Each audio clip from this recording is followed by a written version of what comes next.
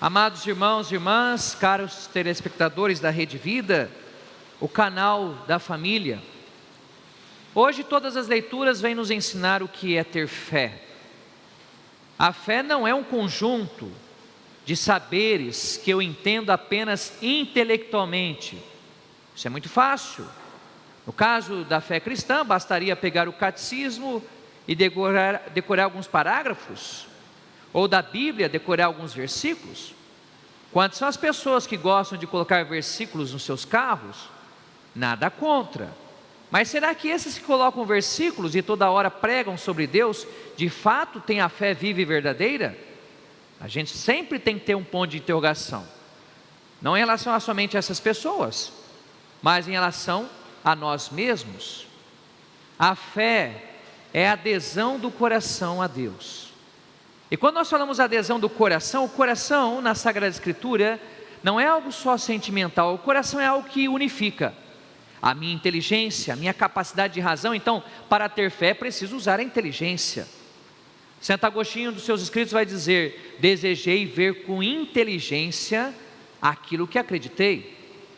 Quem tem fé, a fé não é própria de pessoas ignorantes. A fé cristã verdadeira é própria de pessoas que pensam, que raciocinam a vida à luz da palavra proclamada e anunciada pela Santa Igreja.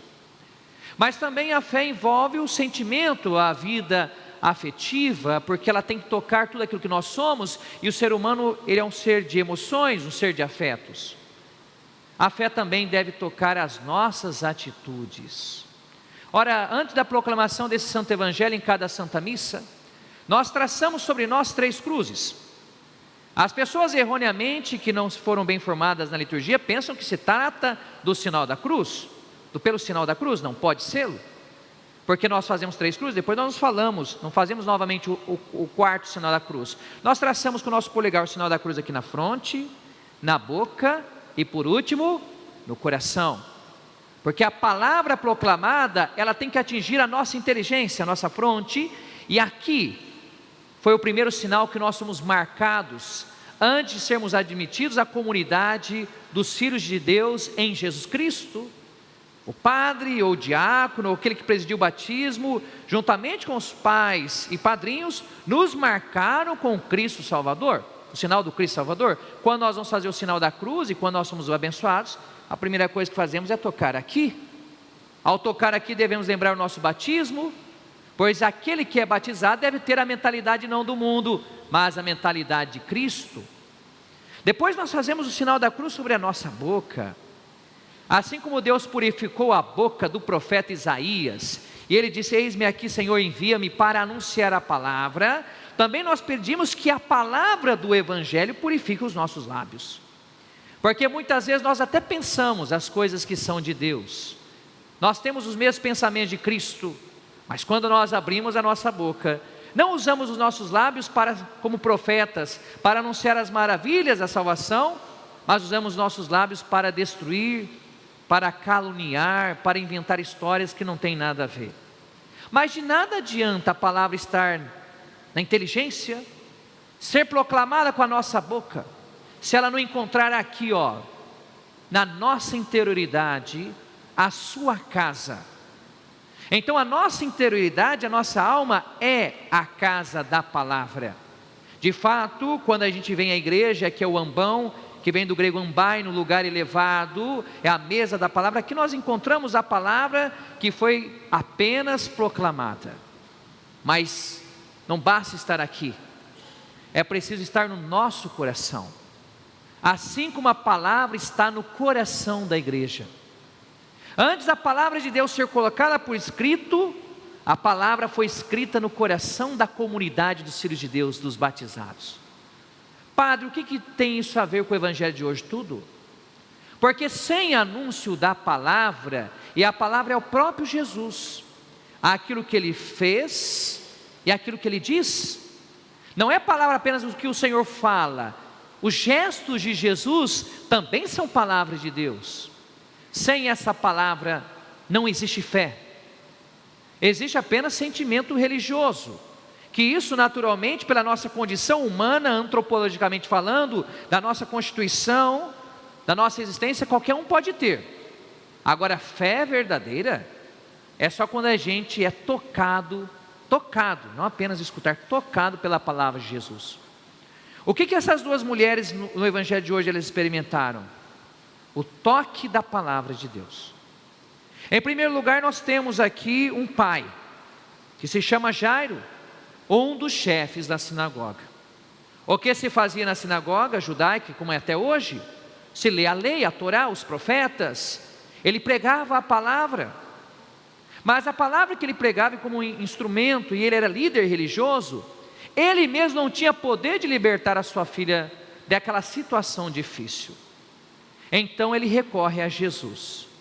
O evangelho não nos diz porque ele recorre a Jesus.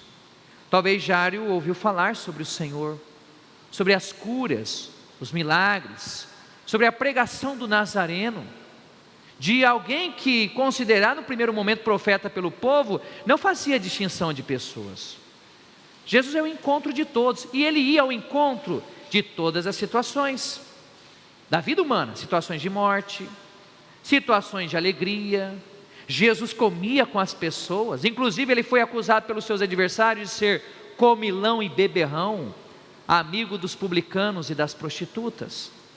Jesus amava a vida, e nós que seguimos o Senhor devemos amar a nossa vida, não importa a estação que nós estejamos. Todos nós passamos por momentos de alegria, momentos de tristeza, momento de saúde, momento de morte, momento de conquista, momento de fracasso. Viver é isso, é acolher a vida tal como ela é. E Jesus então foi ao encontro. Veja que Jairo, quando ele viu Jesus, tudo parte do olhar de Jesus. E aqui a gente tem que se perguntar, como a gente olha para Jesus? Nós olhamos para Jesus como alguém distante? Nós estamos na igreja, mas a gente não tem esse afeto, esse amor de contemplar o Senhor. Quando o padre eleva a Eucaristia, qual que é o teu olhar? É o teu olhar de contemplação, amoroso a Jesus? E veja que ele cai aos pés do Senhor, em sinal de súplica, em sinal de humildade. Tudo isso está preparando a fé desse homem. A fé somente é possível para quem tem coração humilde.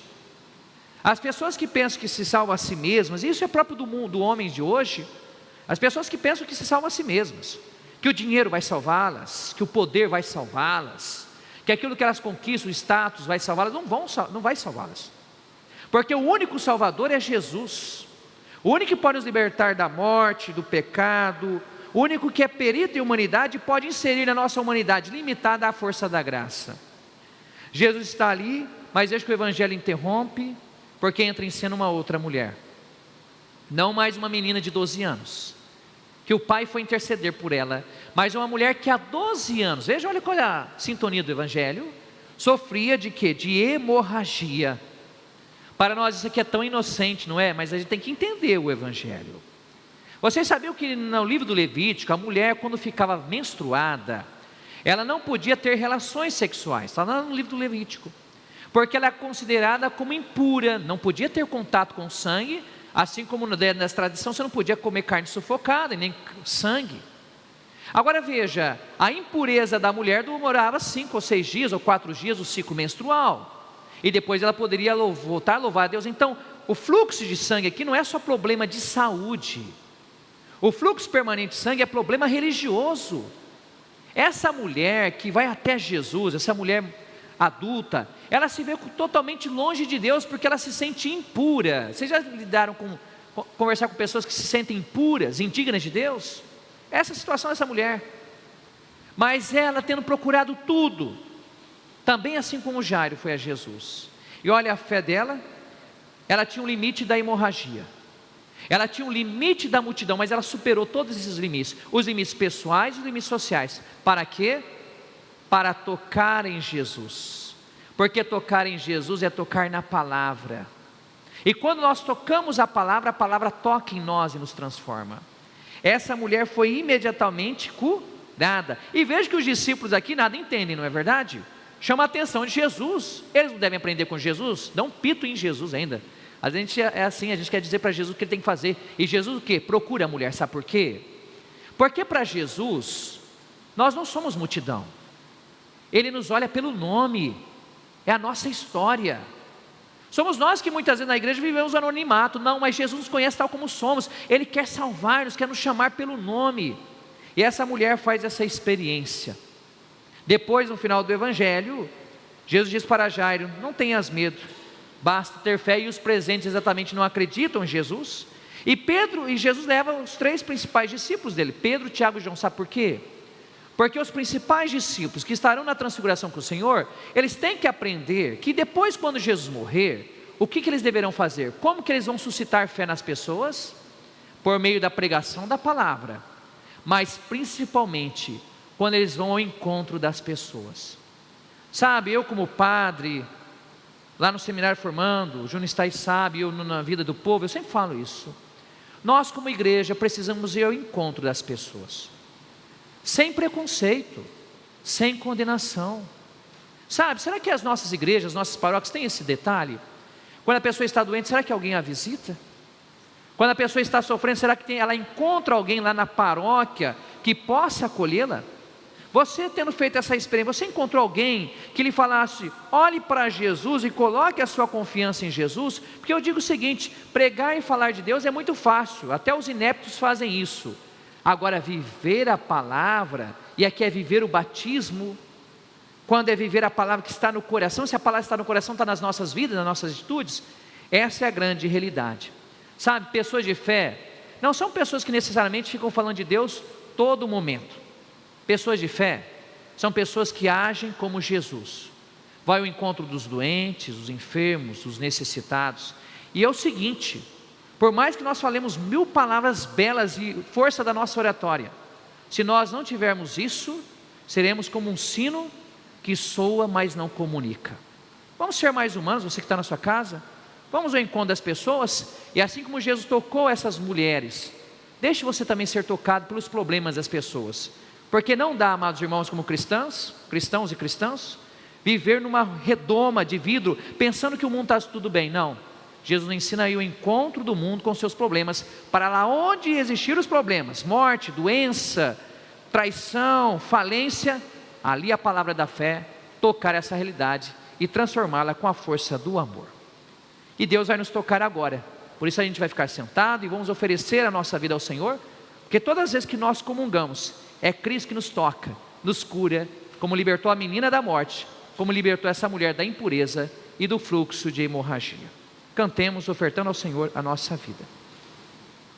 Esse programa teve o apoio dos nossos benfeitores. Seja você também um benfeitor, evangelizando conosco. Ligue agora, 0 operadora 11 42 00 80 80.